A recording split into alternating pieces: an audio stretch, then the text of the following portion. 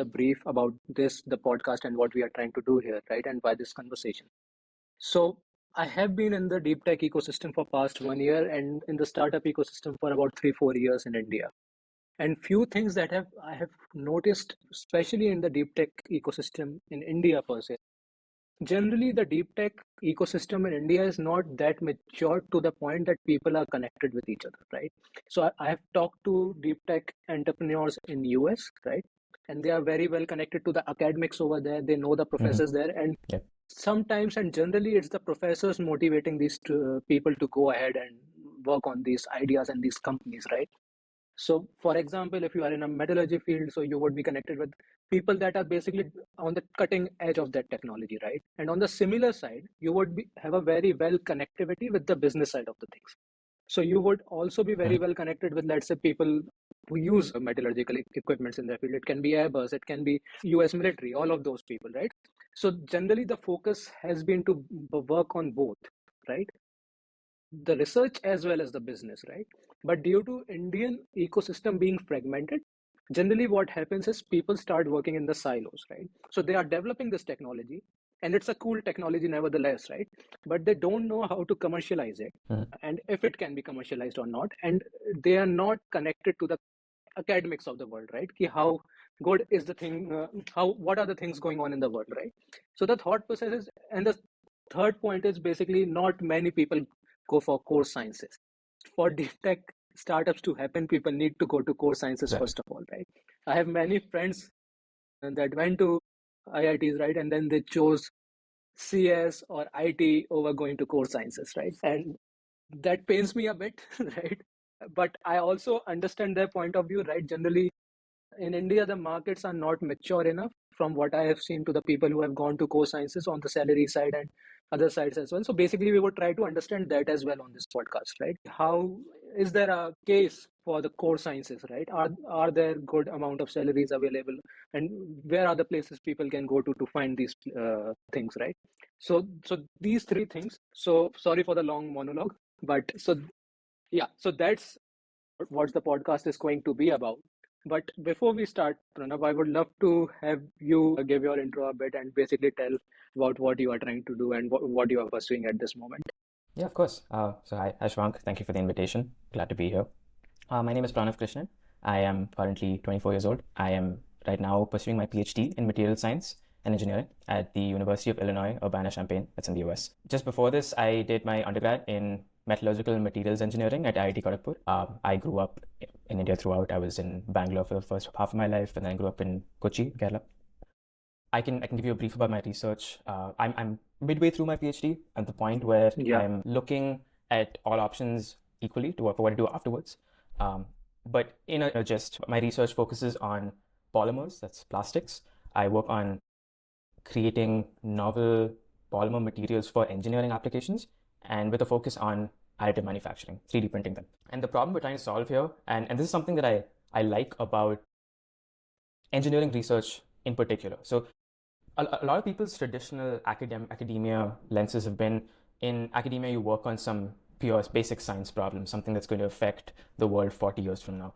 Engineering doesn't have time for that. Like, we're not doing something that's basic and fundamental to the extent that someone may or may not use it in the far future. We're working on problems that need to be solved now. It's a different question whether that should be something that academia does or industry does. I feel like there's a synergy there. But the problem we're trying to solve is very real. It's current. It's the fact that there are you familiar with composites, polymer composites, like carbon fiber, fiberglass, those are the common names. They're basically, if you look at what it is as a material, you can call it a plastic, a polymer, that contains these strong fibers. They're great. They've been used to like a humongous extent the last 20, 30 years in practically every engineering application possible, aerospace, commercial products. It's there in cars, vehicles, just because the amount of strength they give you for the amount of weight is great. It's called specific strength. Their weight to density ratio is really, sorry. The problem with this though is we keep hearing about how plastics are an issue now. It's because if you, and this is particular to engineering applications, strength is something you can't compromise on, right? You don't want, you need your factor of safety, you need it to perform a lot of checks for applications. But as a result of achieving those benchmarks, these materials are really hard to dispose of. you can't really do anything once they've reached the end of their Right. lives. And this is very real. I'll give you a really good example that's happening now. Wind power really took off in around the 1990s, 1990s, early 2000s. Even in India, Suzlon, I think, Yeah. came to India in the early 2000s. Wind farms started coming up everywhere, US, Europe. I think it was like it matured around similar times. The problem is a wind turbine and their blades won't last forever. These, like any product, have their life cycles. And they're typically long, around 20 to 30 years. But that 20 to 30 years is now. So a lot of these wind turbines have to go out Yeah. of circulation. And if you've definitely driven past the rural areas, you've seen how big these are. Right. Even the smaller ones, each blade is around like 40, 50 meters long. These are huge. Right. The largest ones can go up to 100 meters. So you can imagine how big one blade is, the amount of material that goes in. Okay. A large part of wind turbine blades can be recycled, especially the base and the long part that goes upward. But the blades cannot be recycled. This is So because the they're made out turbines of these generally made of, composites. okay, so they are made of these Yeah. composites, and these are not metals in general, is it? No, because they have to be light enough. The blade itself that moves, if that was metal, you would generate far less electricity just because it can't move at the same speed. You need much more wind power to rotate it at the same velocity. Right, and you would need lighter composites as well, right? Metals Exactly. would So generally be heavier. the weight is what really makes it worthwhile. And of course, these composites are used in many other places, but this is something that really caught people's attention because if you have the larger the problem, the more visible people get alarmed, right? If it's something you can cover up, Yeah. then you can just push the ball down the road. But these turbine blades, when they have to be recycled or like disposed, they can't be recycled. They go to landfills. Yeah. They just sit there, and you see these huge long things that look like some scary Yeah. monstrosities sitting there. What we're working on is two things. One, we're working on manufacturing processes that are energy efficient. To make these composites for aerospace, for these sort of applications, they require a lot of energy, a lot of time. They have these, even airplane components What like do you mean the by energy Airbus. here? I'll explain. So, the chassis of an airplane, the huge outer components, Yeah. parts like that have to be made out of these composites, and they have to cure in that shape.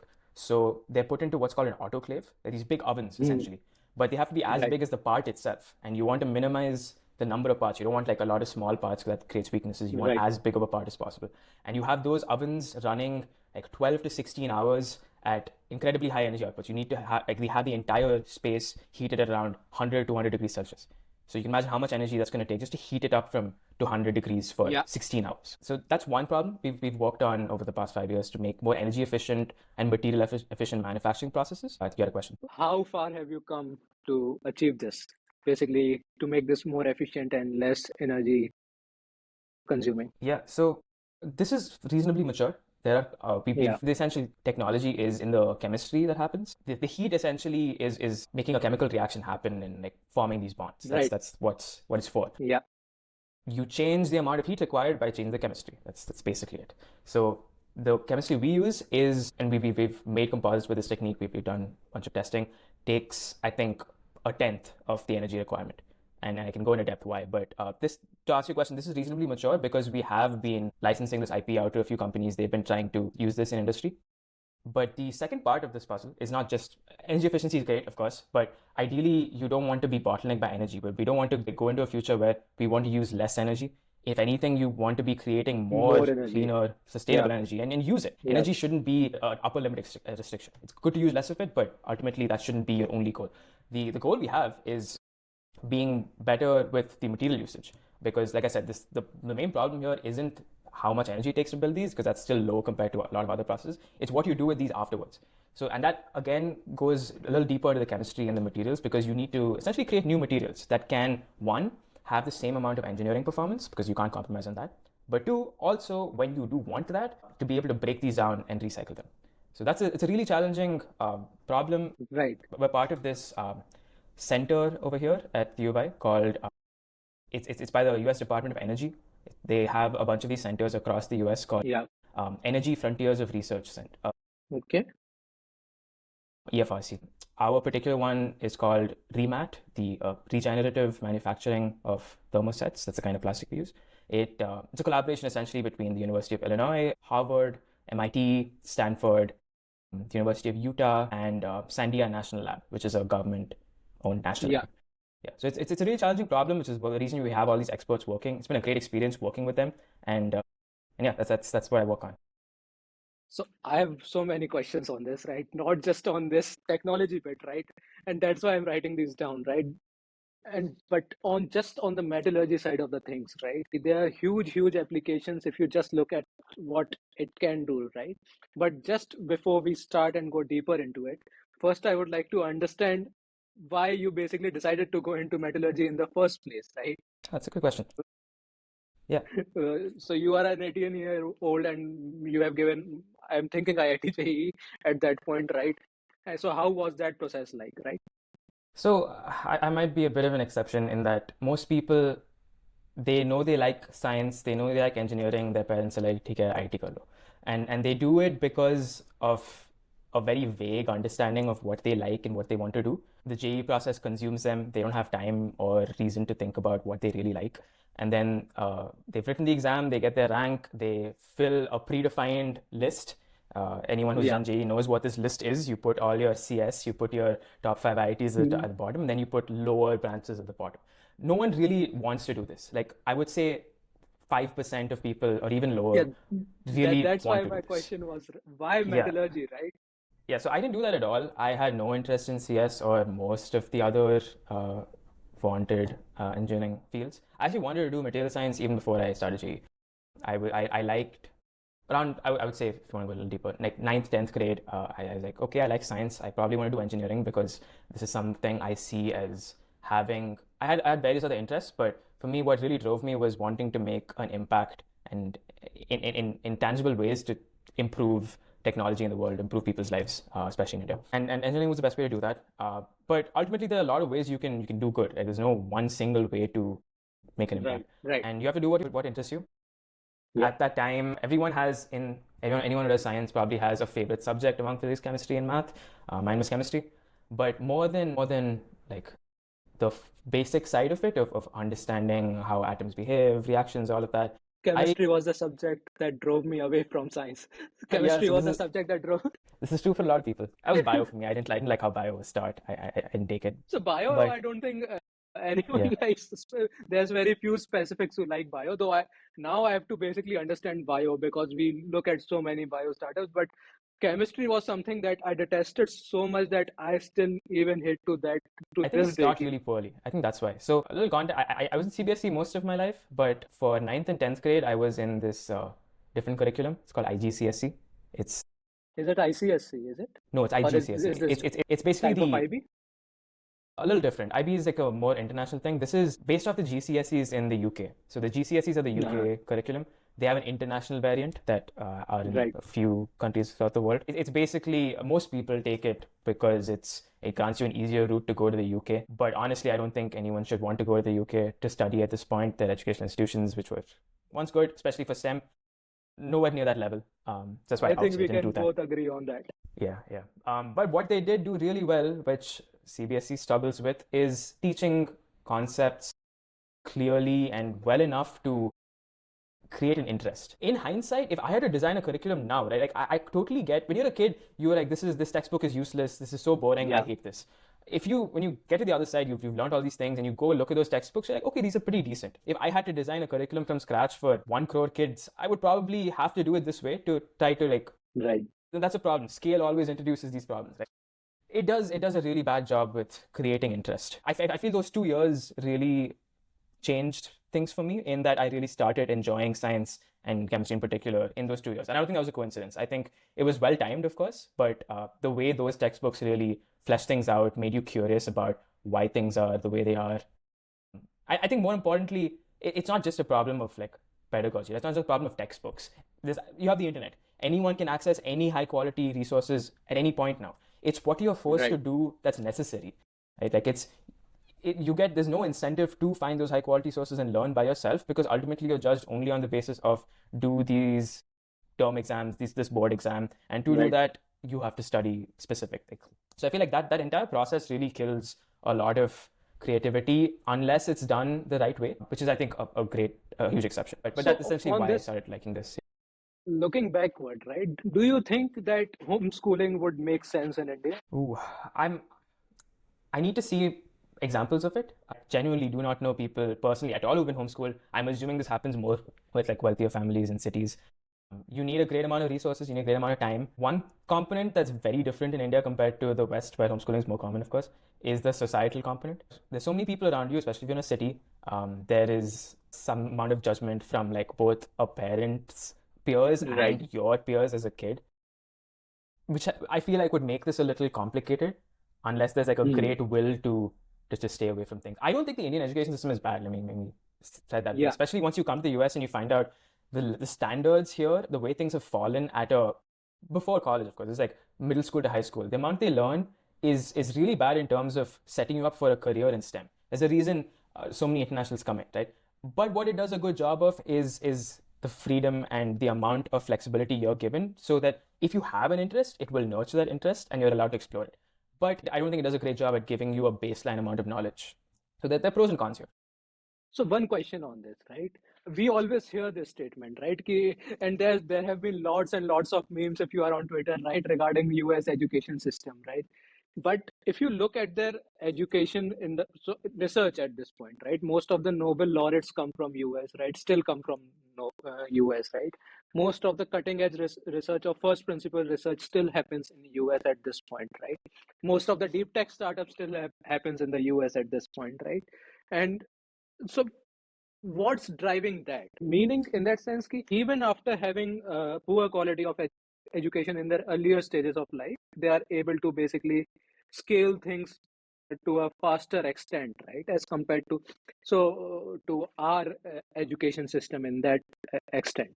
Yeah. So I'll identify two main things that are the problem. But before this, I don't want to say that it's poor education. If you're, I just mean to say the baseline is a little lower in terms of what you know. So Yeah, I take the average high school US student and the average 12th grade CBSE kid from any even a tier two town, they will know more.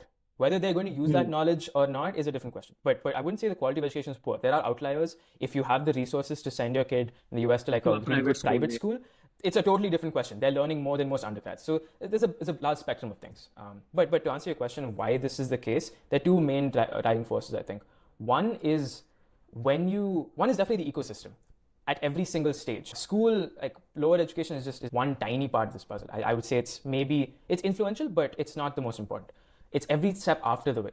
It's getting into higher education. It's how college ecosystems support things. It's how the industry and academia tie in for opportunities after college. And something you know very well is how the ecosystem supports companies and startups and individuals. That entire ecosystem question is obviously different in the two places.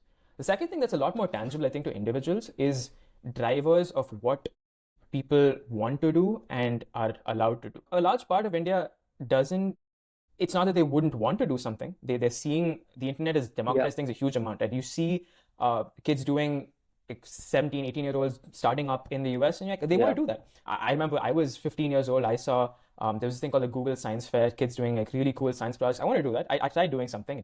I didn't Yeah. have the resources ultimately, but you have access to Indians are aspirational. There's nothing that's stopping us from dreaming to do things. But the problem is tangible drivers are often very different. Most Indians are middle class. You want to both because of how the messaging has been received to your parents and society, as well as very tangibly you want to improve your situation in life. Most of my peers in IIT, I would like you said, um, they tend to not go into the core sectors or anything. But that's Yeah. for a very real reason. It's because your priority then isn't just to achieve things in the world and like make a big impact. You can do that if you have a baseline amount of comfort and necessities. If you want to make enough money to send to your parents, you want to buy them a better car, buy them a better home. There are a lot of realities there that will be your primary driver. Like, and that's completely Hmm. understandable. Your driver is to have a better quality of life. If you have a standard baseline of a quality of life that allows you to, no matter what you do, there is a safety net, there is, you have options if you fail. All those things are really important mentally, even, I think, to someone at that vulnerable early stage. You can take risks when you know you have some amount of something to fall back on. So that I think is another difference in what you can do. I mean, even if you want to do it, say take a different branch in college, and your So parents are saying do do something you? else. I agree with you that there's a big economic driver to these things, right? But do you think in general, ki there is also the stigma of failure that is more prevalent in the Indian mindset as compared to the US mindset? I definitely agree. San, you'll know about this. Core philosophy, I think, of a startup would be that you're going to fail and you fail many times and you fail fast. I think that is the antithesis of what's there in India. It comes from that, like you said, the economic drive and the like scarcity mindset. If you fail there, you're probably going to fail bad. This may or may not be true, right? But it's a mental thing. There are other people who will take your place. You will never get another chance. Failure is definitely less tolerated in India. And this failure can be many things. Right? Many things here are treated as failures when they're really not. Over a longer time scale, this is just like a temporary curve. I think even IIT would be considered as a big stigma to the people that are not able to clear it, right? And For I sure. don't know how much you have been to the Kota side. I was there to visit one of my friends once, and I'm never going back to that place No, again. that's bad. Like treating it as there are ways to make it good. I would again say I'm a huge outlier in that I had a fairly good experience out of it, but I'm 100% sure this is because of that like safety net and the knowledge that like even if I didn't get into IIT, if I had to go to like an NIT or something, it wouldn't be horrible, it wouldn't be the end of the world. I wouldn't have treated that as like a huge failure. Right. But the way the stakes are laid out very early on in a kid's mind, it's this or nothing. They're absolutes. Anything else is failure. And I feel like that is I think this is a good point that you bring up, right? And there's one question that comes up to this, right? Let's say if you are not able to crack IITs, right? You are not even able to crack the NITs of the world, right? So maybe there's then BITS, right? BITS is there, you are not able to crack that. You have tier 2, tier 3 institutes, right? That you can go to, but they generally don't provide good core science education, right? But cracking IIT to some extent is the showcasing that you have studied, right? But it's not the complete picture, right? Some people that are interested in this field might not be able to crack IITs and NITs of the world. So what's the option for them to basically say, okay, I want to pursue core sciences and this is something that I can do? I can't speak personally to this because it's not what I did. But Yeah. I think one thing that people overstate is this quality of education thing. The resources, educational resources at, I would think, every institution, especially now that the internet is around, are basically the same. You learn the same things. You can learn probably, and especially given what it takes to learn and succeed in college as opposed to school. You don't really learn very much in class. Of course, access to high quality teachers and the human component of it is there. That's different, undoubtedly. Right. Like a good professor will influence you in different ways. But in terms of the actual content of learning, it's the same everywhere. You can get better resources than IITs or anywhere like on the internet. There would be like MIT OpenCourseware is one way that like it's democratized. You can get like the Feynman lectures, books. So it's not a question of resources. I don't think that's the thing. So It's just more not about on the resources, right? Yeah. But when I see people from the tier 1 institute, one advantage that they get, and maybe it's also true for the people who go for US Ivy League education, they might get even more privileges, let's say, than people who are studying in tier 1 colleges in India. But one thing they get is the good network connectivity to Exactly. the This is what right I was about to people, say. right? Absolutely. That they can get access to, and basically uh, right direction to where to go to, right? And where are the opportunities? They are more clear. So they are more clear in that thought process. Okay, these are the areas that I can really actually go to, and they are bombarded with many ideas, right? So they can try things out. Let's say a person in a tier 3 city might not be even aware that okay, these things It's true. exist, right? So how can this bridge be kept? Let's say if you are in a tier 3 institute, what are some of these resources that may not put you to the same capability as a or same network capability to a IITN or let's say other IB institutes, but gives you a considerable amount of access to the networks and to the ideas that are coming up in this field and where you can go to. Yeah.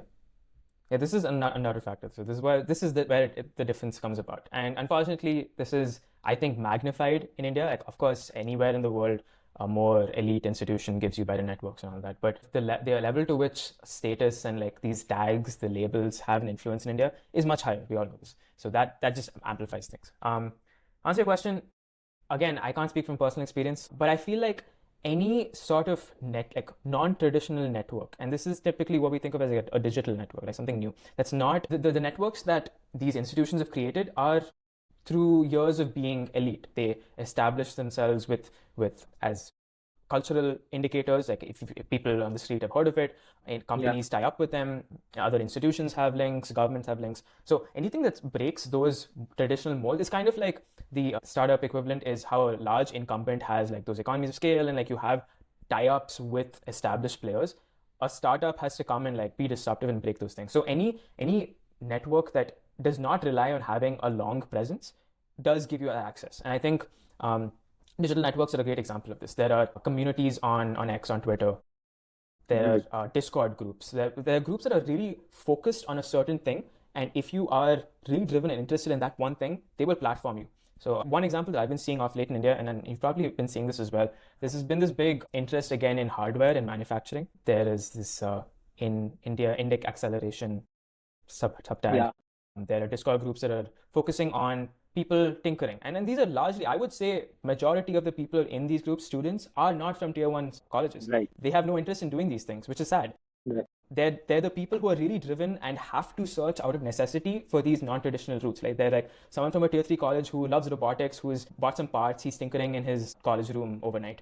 There are things like this which really platform you and will take you to the right people. So I feel like searching for very specific non-traditional digital avenues are the way to bridge this gap. Like it can't be something that's catch-all and like universally a little better to access opportunities like a university tag. It has to be something specific. If you know what you want to do, you will find the right avenues that can get you straight there. So 2 questions on this, right? So let's say, what are the kind of resources that you would recommend, right? You mentioned there are many resources available. IITs upload their classes regularly on YouTube, and the Harvard lectures and other universities lecture easily available. Let's say if a person is interested in a metallurgical field, he wants to learn more about this field and want to understand more about this area, right? So what are the resources he can look for? That's the first question. And the second question would be, what are some of these communities? Like there's extremely good community for Indian acceleration, right?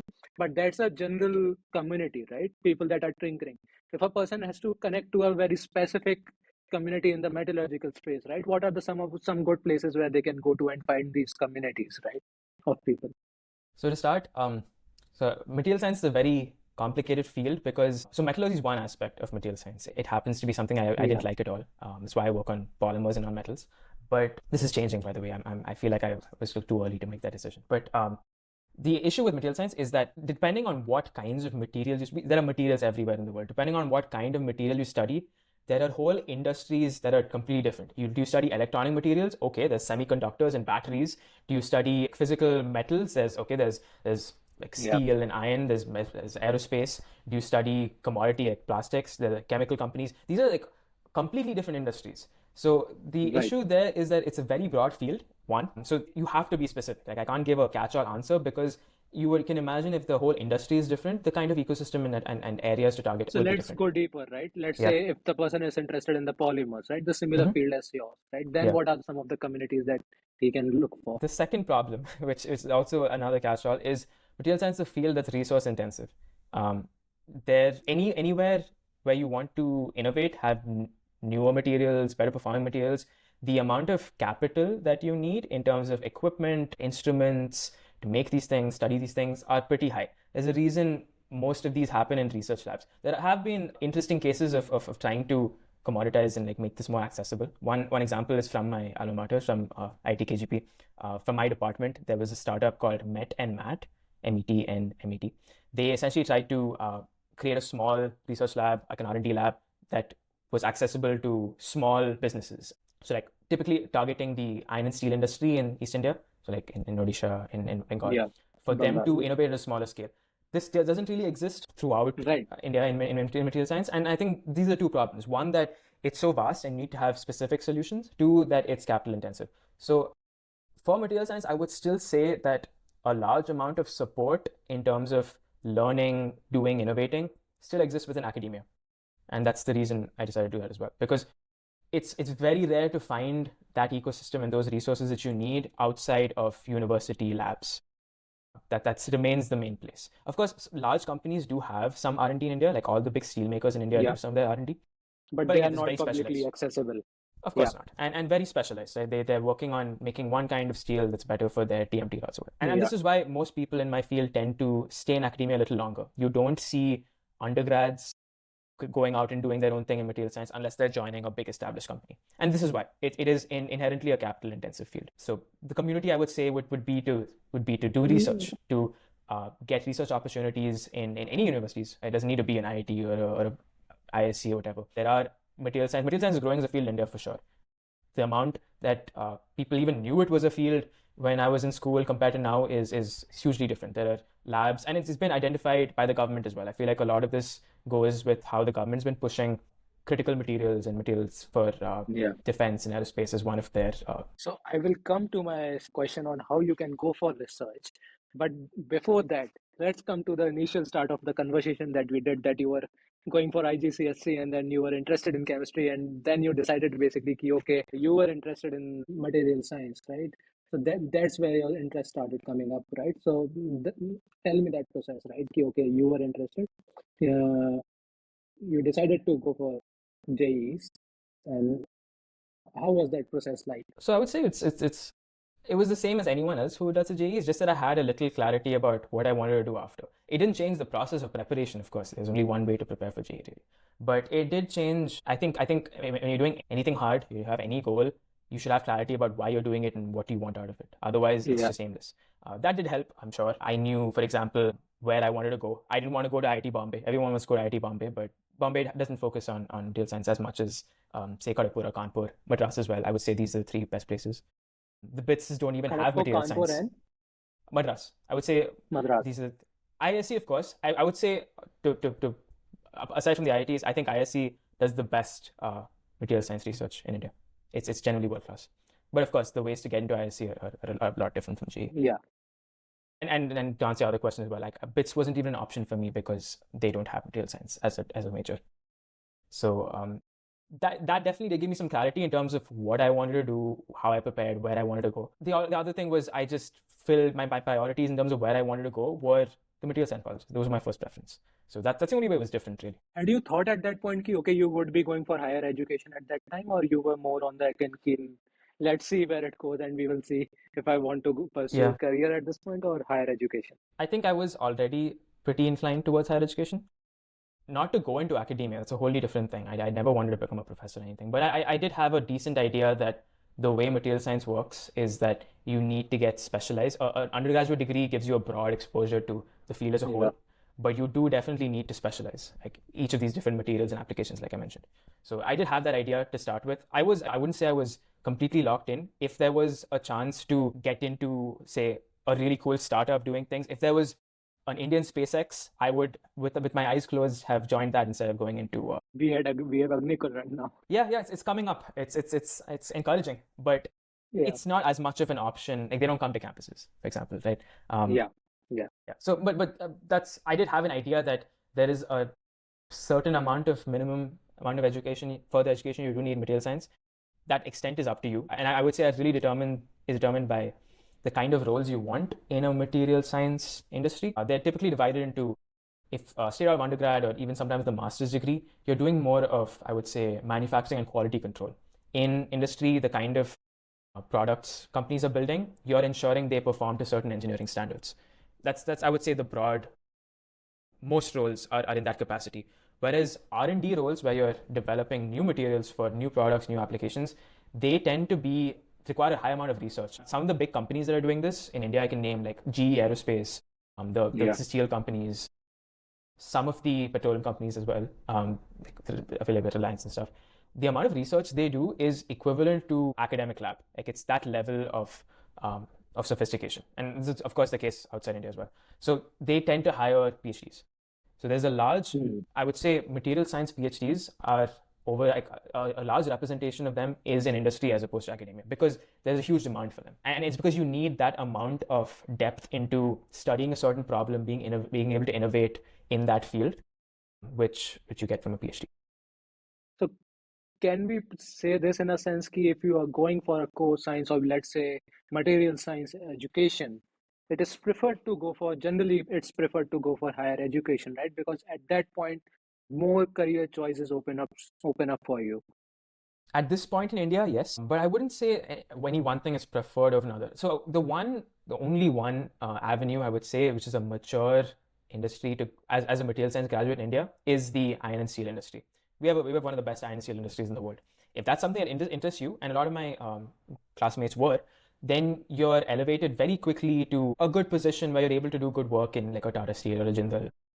So that I would say it depends on your interest. If you're interested in anything else, there are very few avenues. So, okay, let's say if a person is interested to go for higher education at this point, right? So one option for him is to go for GATE, right? Clear GATE and go for MScs and PhDs in the Indian institutes, right? But let's say if the person wants to go for higher education outside India, right? So where do you think are some of the good institutes globally, right, for material sciences? So the good news is that there are a lot of options. I won't say like the US is the best, this is the only place you should go. Material science is a field where, like I said, it was maybe neglected over the last 30, 40 years, but people are waking up now that this is a really critical industry. We need to develop domestic capabilities. So the US has been at the forefront of things for the last 20, 30 years. Europe is obviously where a lot of this started. In particular, I would say Germany, Switzerland, Belgium, and the Netherlands to an extent have really good material science schools. The UK used to. I'm not sure about how they're doing now, but the UK is typically a traditional powerhouse as well. UK gave birth to Rolls-Royce.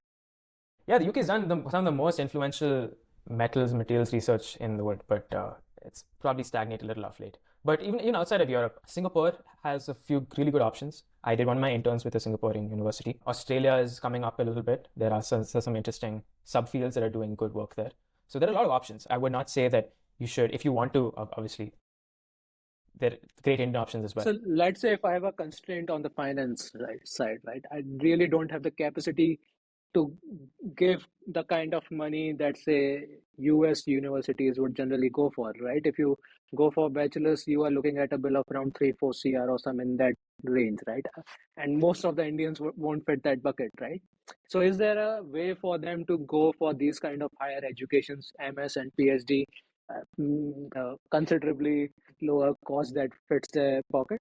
Yeah, so there's a distinction here. Where finances are a problem is a master's degree. You have to pay for a master's degree. And those are typically, even though it's not 4 years like an undergraduate degree, they're expensive. I would say they're about 1 crore for 2 years. A PhD doesn't have those restrictions. You get paid to do a PhD. You don't have to, it's the inverse problem. You're not, if finances are an issue and you're someone who's really, really good, I think, and this is something that's a little specific. So all the options I mentioned don't have this same avenue. I would say everywhere except the US is still including India, is still very traditional in academia in the sense that they think of this as a linear path. You do a bachelor's degree, you do a master's degree, and then you do a doctorate. You have to do every step along the way. No compromises. It's changing a little bit. The IITs do offer a direct PhD now. I'm not sure about IIC, but a few places in Europe, very rare. Australia, I'm not sure, but it's very from a long time back has had this opinion that you don't really like a master's degree is a stopgap. You need to do it only if you say you're in industry and then you want to go back to school to learn some new things, like something a little different, specialized. It's not a necessary step along the way. The vast majority of students here actually do a bachelor's and then directly a PhD, because a master's degree in that sense is redundant, because all it does is you're doing a little more coursework, a little more research. It's very similar to an undergraduate. So this is for domestic students. I would say 99% of domestic US students in American universities do a PhD directly after undergrad. This is for STEM, by the way. Got it. And let's say if you are an Indian student, right? It's a little more rare, just because I think it's more because of the ecosystem in international students countries than the US universities. Like if you're from an Asian country like Korea, Japan, China, India, they tend to still have this traditional route where you would do a master's and then do anything else. It's not that the US university requires it. So, for example, this trend is changing a little. I, of course, did this. In my batch, there were 2 people, me and one more person from IIT Bombay, who directly did a PhD. Then this trend is slowly changing among international students as well to do a PhD right after undergrad. So even international students can skip the master's degree if they and directly go to PhD in US. In US? Yeah. Got it. I would say mainly in the US. I don't know that this exists anywhere else. The US is an exception here. So do you think that this plays a big part in the deep tech success that they have gotten? Is basically that they have done away with the traditional route that basically also, if you look at this linear growth that India's put, right? BSc, MSc, and then PhD generally, BTech, MTech, or PhD, right? In general, influences you in certain extent that your mind starts to think and become like an academic, right? Whereas it's different. Let's say if you are going for a PhD in a particular case, right? And that would also be my question. Let's say if you want to do a PhD in a very specific case, right? Can you set your own case in the end of it? Okay, this is the area that I want to research on, and this is the area that I want to study more on. Yeah, I wouldn't say this one thing alone is a big contributor, but it's definitely an example. Like Yeah. things like this are the reason US ecosystems are a lot more nurturing of innovation and flexibility. You're encouraged even to like break out of molds and like do something if it's good. Things are very merit based here. You can have the flexibility to do something if it will create a large impact.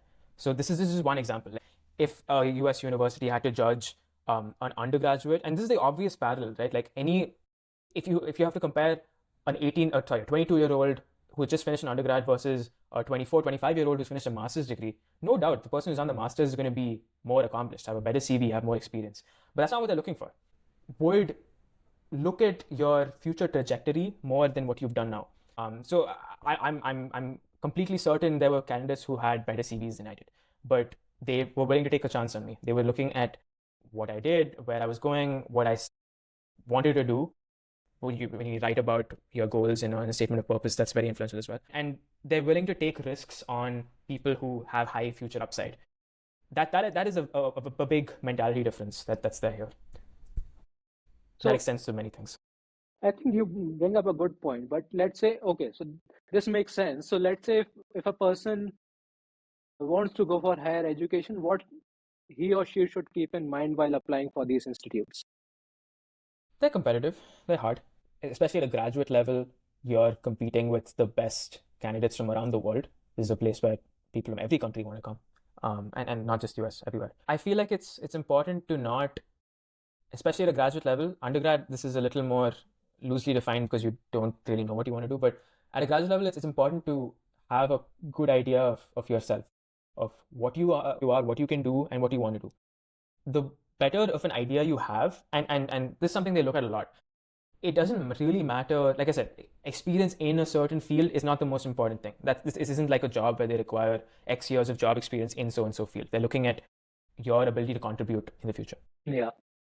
Having a good idea of why you did certain things, how they contributed to your growth, not just I did XYZ, I have this experience, I've done these courses, please take me. But having a good idea of I did this, maybe I did this one, I tried this one intern somewhere, it didn't really work out, but I learned this. And there's always growth in learning there. Like you'll either learn, obviously, as you don't like something, but you will learn a certain way of doing things. And that has probably influenced you a little bit. So a good, I think, idea of self, I would say, if I want to combine all of these things. So what does the application process looks like for the student applying? Is there any specific test that a person should go through? Like, for example, there's SET for bachelor's, there's GATE in India, and there's SET for US if you want to go for bachelor's. Is there similar kind of tests that a person needs to go through? Yeah, so typically there used to be the GRE, but COVID has actually changed a lot of things. So in working environments, obviously COVID made like remote work more common, but in educational like application systems, it made standardized tests a little more optional as well.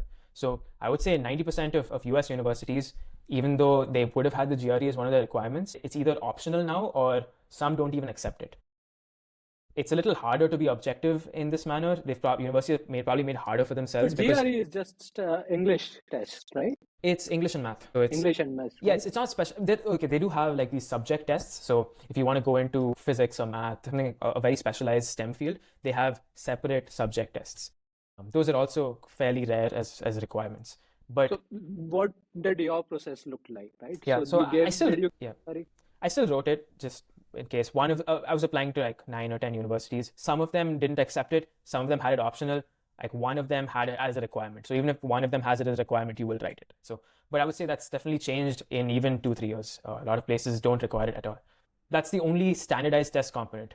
Everything else is a little more subjective in that you have a written essay, a statement of purpose, where you're talking about why you want to do this degree, what your aims are, what you aim to get out of it, why you're a good fit, all of these things. And I think that's one of the easily the most important component, one of the most important components. The second is you need letters of recommendation from professors, from people you've worked with. And the more varied these are, it doesn't a lot. We again think of letters of recommendation as being this hierarchical thing. If you can get a letter of recommendation from like a department head or someone who's in a position of authority or dean, it would be great. That's really not the case.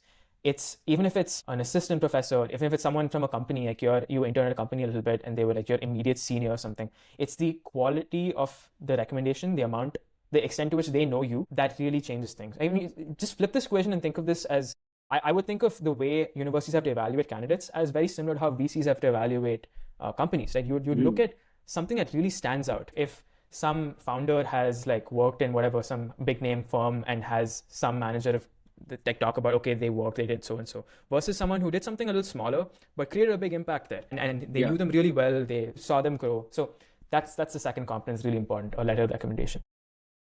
And there are a few other things. Do we require only one letter of recommendation? Typically three.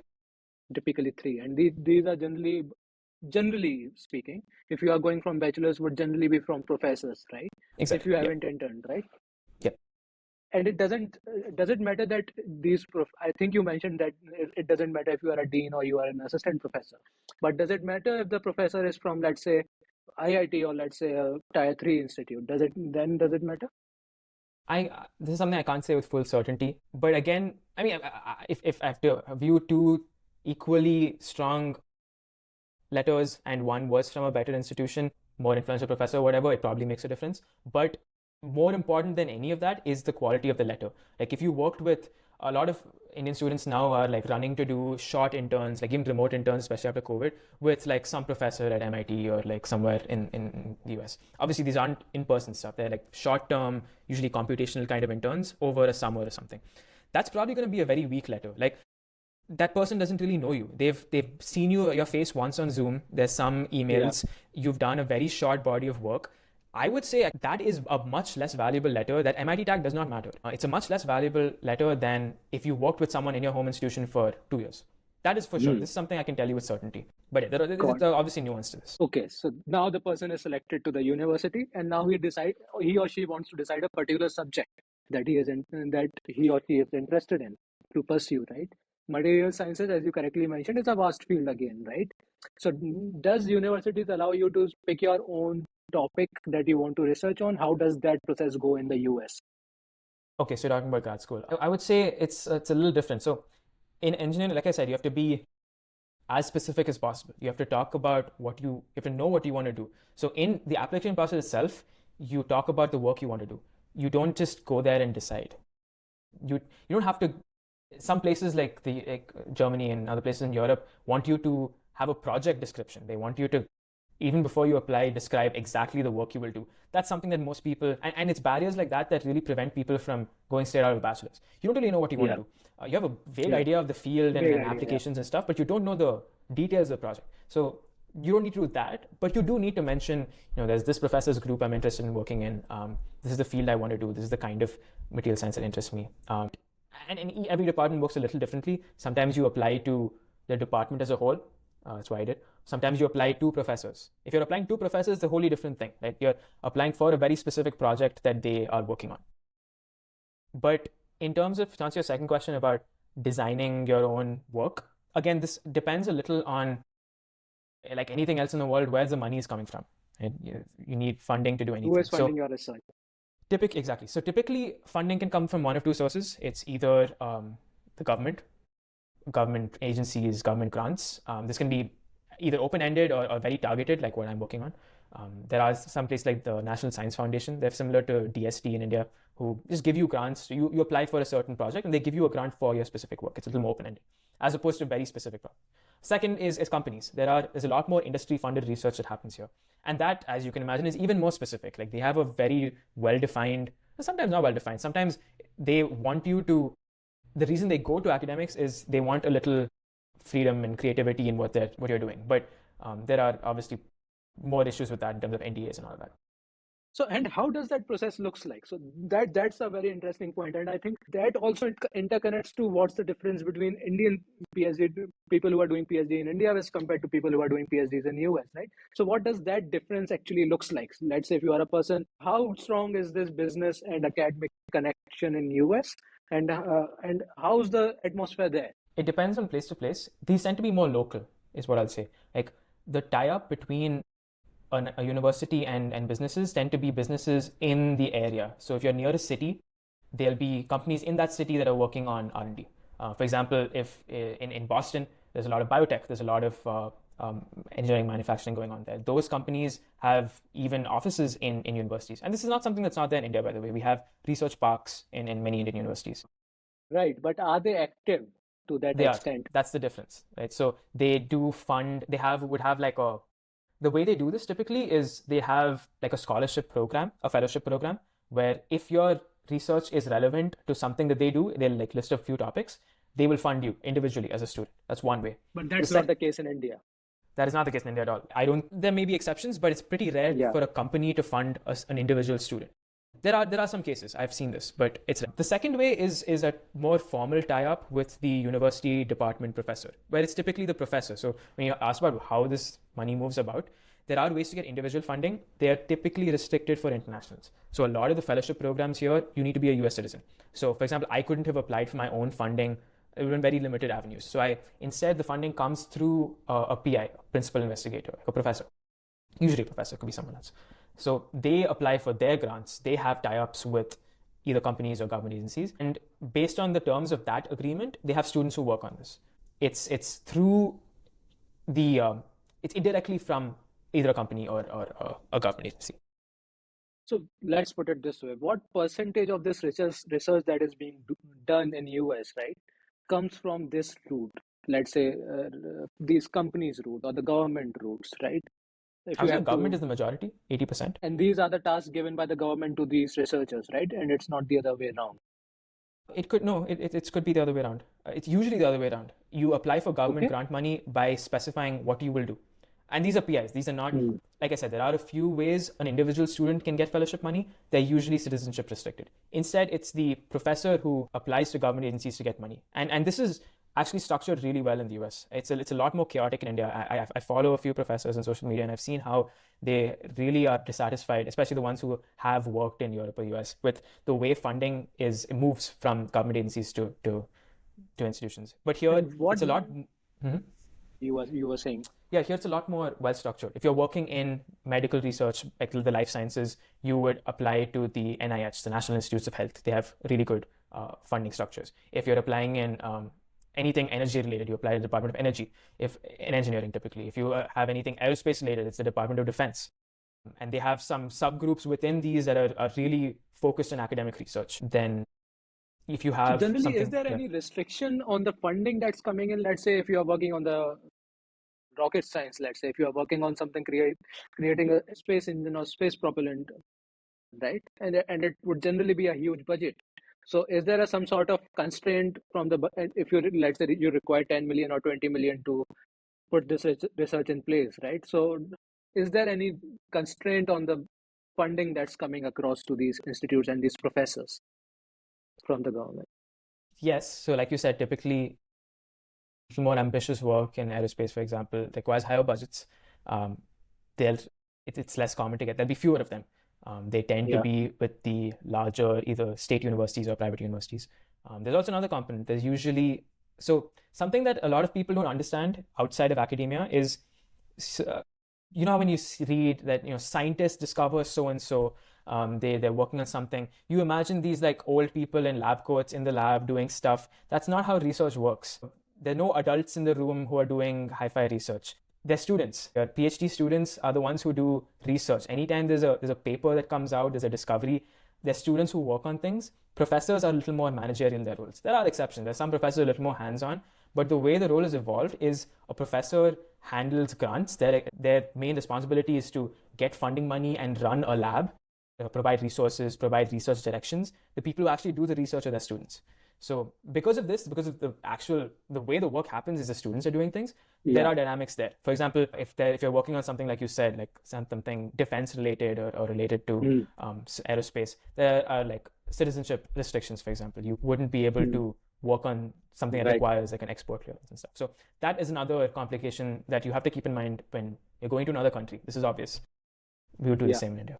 So let's say you have done the research, right? And you have gotten something out there, and there has been some breakthrough on Eureka movement, right? At this point, and you have, but this is not the grant didn't came from the private side. It came from the traditional side that you mentioned. Basically, a professor wrote the application to the government, and they sanctioned the amount, right? So you have this research now, right? So what happens with the research? And coming this from the perspective generally, because all the research that happens in India remains as it said, just a research, right? It's never commercialized.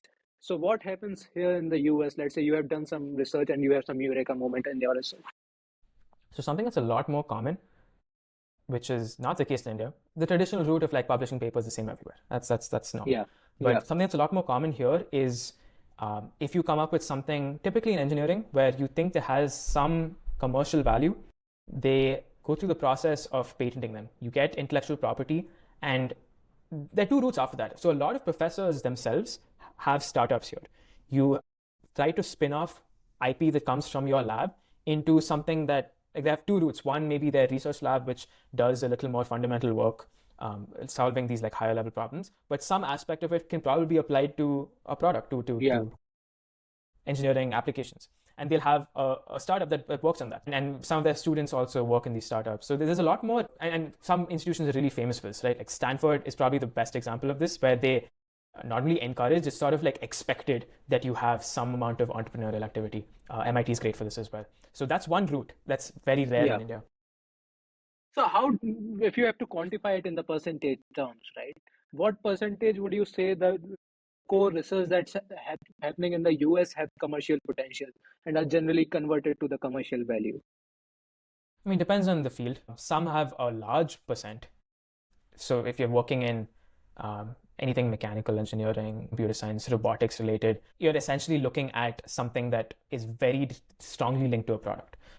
Something a little more fundamental, like even like material science, for example, it's a little more abstracted. You're looking at something which could become part of a product with a lot more work on it. So it depends on from field to field. And some fields have even taken this to a different level. Computer science, for example, professors now is a different dynamic where professors have part-time roles in companies themselves. So you have a professor at a university like Stanford who's also head of AI research at Meta or Microsoft or Google. So it's a really different dynamic that doesn't exist at all in India. We keep Yeah, this separation of industry and academia. It's not like a dirty word to talk about a yeah, professor working in a company. But they don't, in computer science at least, it doesn't really exist anywhere else. They view it as something that's natural. When you're doing computer science research, the whole purpose of it isn't to like discover some fundamental thing. It's to right. make stuff for people, right? So it's very field specific. But the ways it takes place here are these edge cases are sometimes have the most impact, and they're not there in India. Yeah. Hmm. Makes sense. So let's say if you are working in the material science space, right? And you have done your proper education, you have higher education, you have the perfect knowledge of this space, right?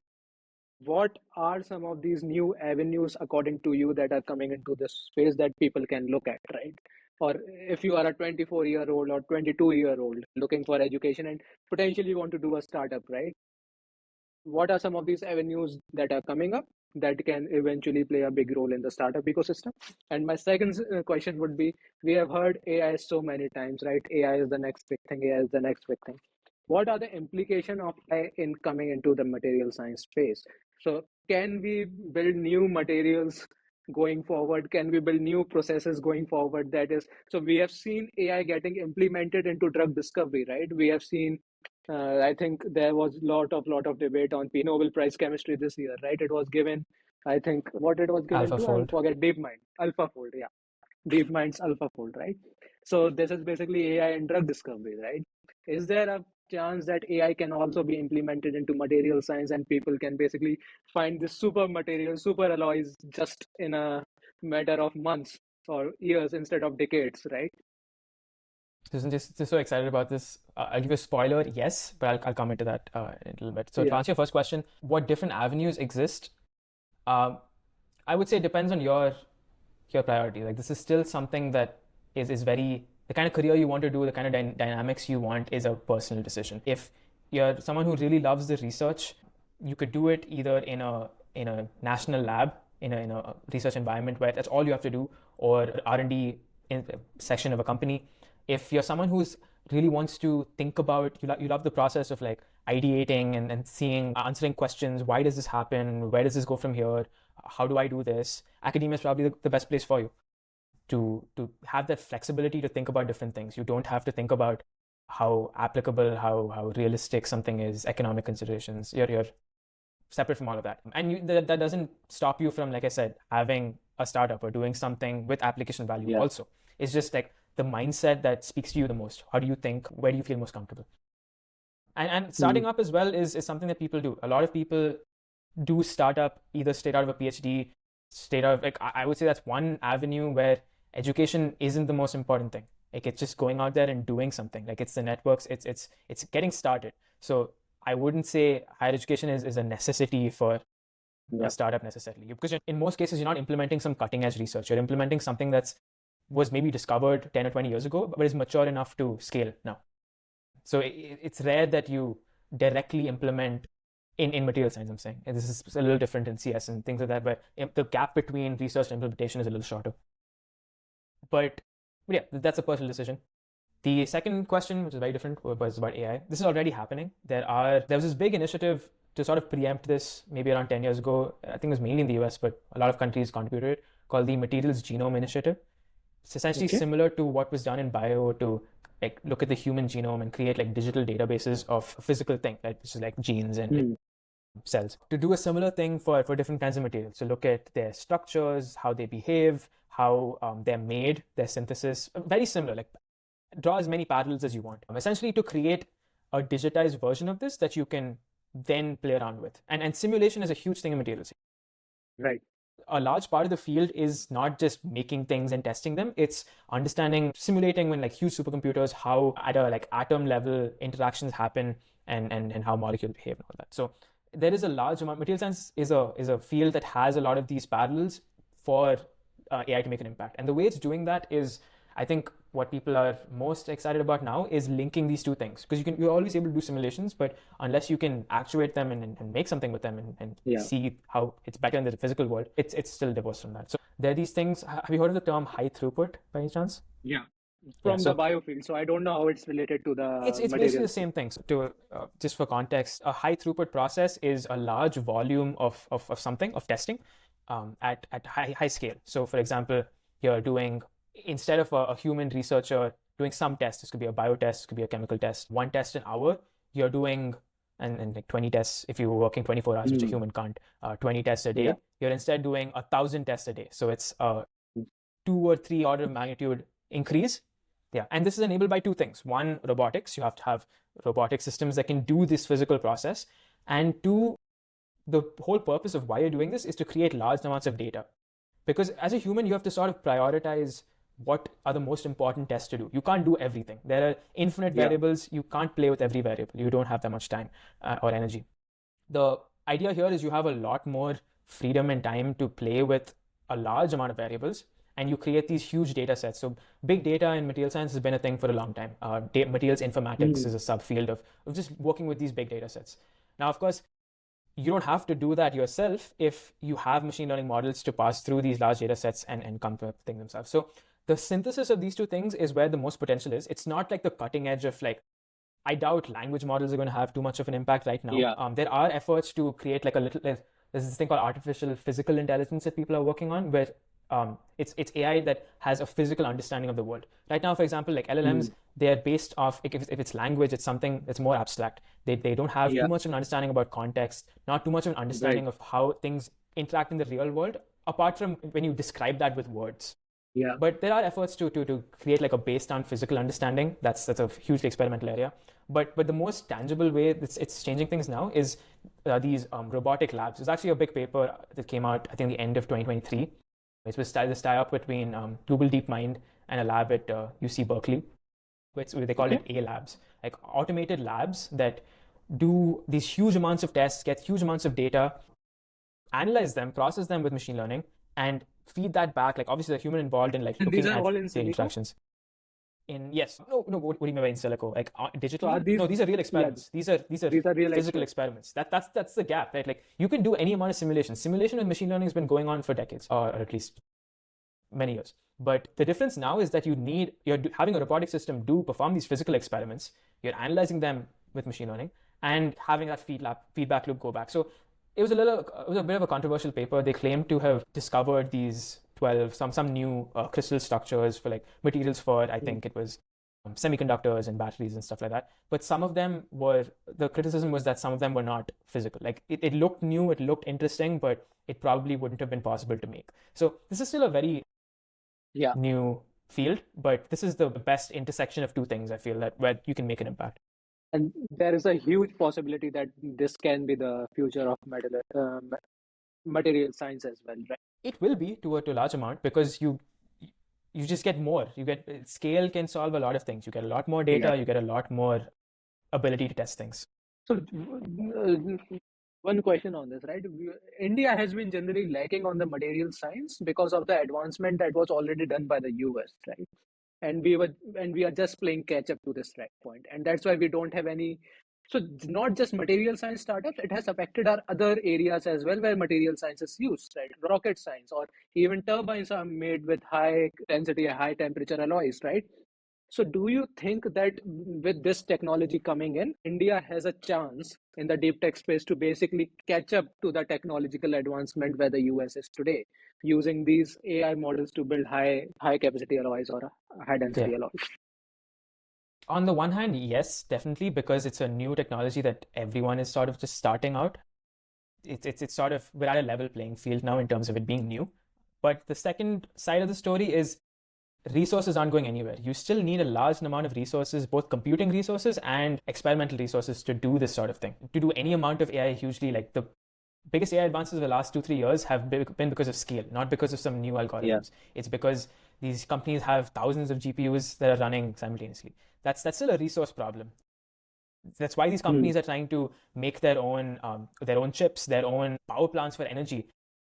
Ultimately, there is a resource bottleneck that it's not something that... So do you think that resource bottleneck can also be solved by the AI? Basically, you can fit that you need to work with these resources and you need to create some sort of, I'm just guessing the things out here, and you need to create something out of that which is basically readily available in India, right? Yes, I think so. So and this is where a lot of this is not my field. AI is not something that I work on, but I am very interested in it. I've been following things, but I'm just a spectator here. So all of this, none of this is like technical information. It's just me as a spectator and what I know. There is some speculation that all the advances that have been made in like ChatGPT and all these models in the last 2 years has just been because of scaling. Like you have more and more amounts of data, more and more amounts of computation. Eventually, like this black box is coming up with something that performs better. There is an argument that this scaling law will eventually stop. You can't just have a billion GPUs in some... So this is something like what Moore's law is for semiconductor, is it? Basically, yeah. So there definitely is an argument that there are newer algorithms that don't rely on scale that allow you to perform, and this is happening in some ways. On the other side, like Meta, for example, has some models that perform really well with small amounts of computation and small amounts of data. This is something that India has been typically really good at innovating with. When we have a small amount, like a scarcity of resources, we're very good at allocating them the most effective way. That's why, like, if ISRO had the amount of resources NASA has, we would be doing a lot more. And there's a flip side of that. If you have too many resources, you'll use them badly. But this is somewhere I think we can innovate a lot in terms of not requiring, because if anything becomes an arms race to accumulate the maximum quantity of any resource, we'll always lag behind a little bit because of the sheer number of people and like the limitation of resources. But where I think we can innovate the most is if we can come up with ways to be more efficient and frugal with things and have targeted solutions. So not try to solve every single problem in material science, for example, but to solve the problems that are most important to India. I would say stuff like batteries, stuff like defense, environmental things, cleaner air and water. We talked about pollution in Delhi. I think that's a very local problem that people should be working on right now. It's something the government should prioritize and have like economic reasons to do so, not just like it'd be good to have a cleaner, like, no, this is affecting like people's lives economically. I feel like that's the way we can contribute the most, by coming up with more frugal solutions that are very targeted, and there's no reason those shouldn't be better than what's the West is doing. Yeah, makes sense. So I think that was my last question, Pranav. But just before we end this conversation, I would like to ask you one thing. What's one thing that you are most optimistic about going forward for the future? I'm so if anyone's sort of interested in space, you might be looking at, you might have heard of Starship by SpaceX. So By the way, it's yeah. I'm meeting with one of the principal scientists or principal engineer next week. Is there any question you would like me to ask them? Yeah. So I'll complete my statement, then I'll probably Yeah, get into yeah, the question. yeah, So yeah. the main thesis of Starship, I feel like most people misunderstand what it's for. It's very simple. It's to create a space economy.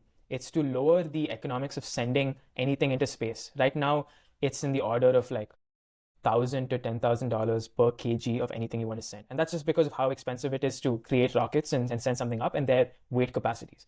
Starship is very simple, and most of what SpaceX is doing, increase volume and weight of what you can send into space and lower that cost. So you essentially create a whole economy that is possible just because you can send mass into space. That's the ultimate problem, right? Like, we don't Right. have things into space. We have them on Earth. You need to send that infrastructure up there. So I feel like that's something I'm really optimistic about, both from like overall something that humanity is doing to eventually become multiplanetary, have a presence on the moon, on Mars, as well as I'm optimistic about what India is capable of in this space, because we have one of the best space programs in the world.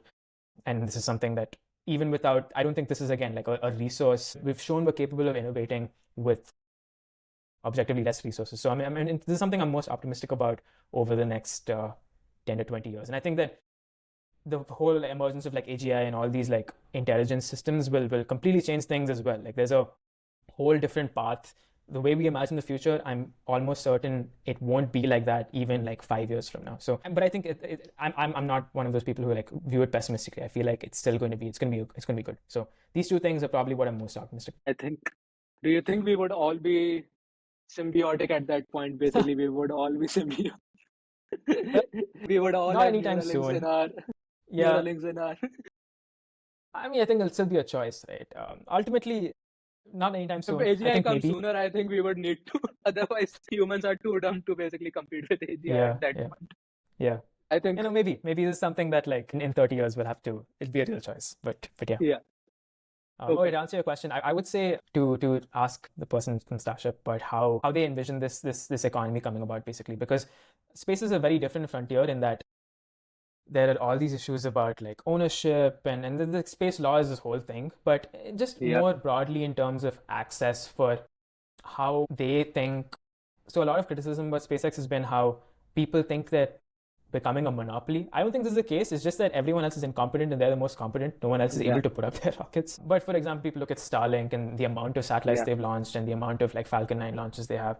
I'd probably ask about their view of how when access would be spread. Like, say there are Indian companies who want to launch things. They already have a lot of launches on SpaceX rockets, like Pixel, for Yeah. example, some of their launches. But a technology like Starship, how he envisions it would spread. Would it be other companies making their own rockets? Would it be a more like centralized collaborative thing? Just curiosity about how, because that is the goal of SpaceX. Like, explicitly, every employee Yeah. there thinks about making humanity multiplanetary. So they've definitely thought about this a lot. They've thought about mass colonization. Yeah. It would just be interesting to hear their thoughts about how they see this process folding out. So do you think it would be like that's an interesting question. Do we would see once again a similar concept like East India Company, but not in the negative sense, right? Not in the negative connotation of Yeah, it, but yeah, there wasn't a government that basically went ahead to these new locations to explore, right? It was the businesses that basically went there to see their resources and expand their business opportunities. And then eventually it led to negative things. But it was first the private companies that went there. So would it be the governments that are pushing for exploration? Because if you would look at East India perspective, they were looking at the exploration and finding out the new pathways to explore India. And so do you? So this is an interesting concept. Does the history repeats, right? Yeah. There are so many fundamental science questions that need to be answered also. Like we don't, Yeah. there's a big difference between going to another unexplored country on the same planet versus just going to Right. a different like Planet heavenly body altogether. altogether, like going to a Yeah. comet. Like what Yeah. a thing people are talking about, for example, is like space mining of asteroids. Like sure, it's a Right. great economic resource, but there's also a lot of scientific knowledge to be gained there, like what these are composed of, how they like move around. So I think there's a balance. I feel like you can't just have this sterile government dominated like slow progress of science. Like you need some economic incentives to push people as well. That's the only way we can go fast enough. Like the last, it's people really pity look back and pity on how like humans went to the moon 60 years ago. Like in 60 years, there's been so little. And the only way to speed something like that up is where you have initiatives like this. So they're probably going to give you a very nuanced answer of, it's going to be Yeah. a balance of like working with governments, blah, blah, blah, blah. But ultimately, like you said, that balance has to come up Be organically. there. Like there has Yeah. to be enough freedom to give people opportunities to explore economic incentives, but Yeah. also not completely neglect scientific aspects of Right. Yeah. I think that makes a lot of sense, and let's see what he answers to it. But overall, thank you, Pranav, for coming on this podcast. It was great to have you, and I hope to have you on the conversation soon. Once again, when you are doing something in the research itself, or you would have invested something, invented something, or you are doing your own startup at some point. It would be great to have you on the podcast once again. Of course. So, thank you, Pranav. Yeah. Thanks, Ron.